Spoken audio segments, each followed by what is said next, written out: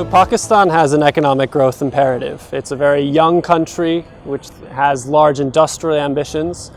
And for Pakistan to realize this economic growth story that it wants for itself, the energy sector is going to be extremely important. And today we talked about three important aspects of the energy sector and how that feeds into Pakistan's ability to develop economically as a nation. So the first area related to creating a fiscally sustainable energy sector. The power sector, as we know, in Pakistan has a lot of financial challenges. The money that it's spending on producing electricity isn't keeping up with the money it's raising from selling electricity to different customers.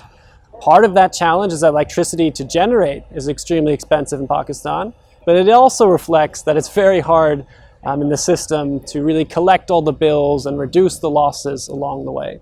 So the first thing to do for Pakistan is to really create a financially healthy energy sector.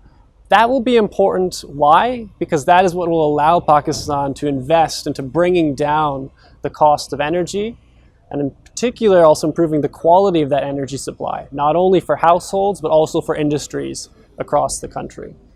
So the second area we discussed relates very much to that, and that is the fact that renewables like wind and solar are extremely cheap. They've been subject to so much innovation and their costs have been really falling in the last decade.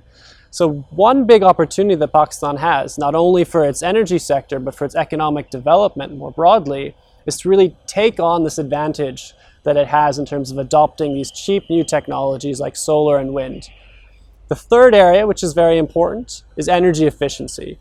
As we know, if we can conserve the energy that's coming in and being produced and using it more effectively, that really acts as free savings, almost free money.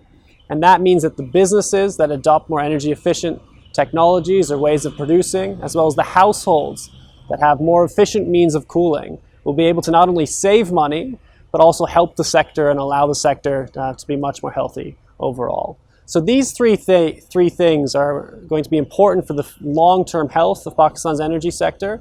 And as I would argue, they're going to be very important for Pakistan to be able to fuel and sustain its economic growth ambitions.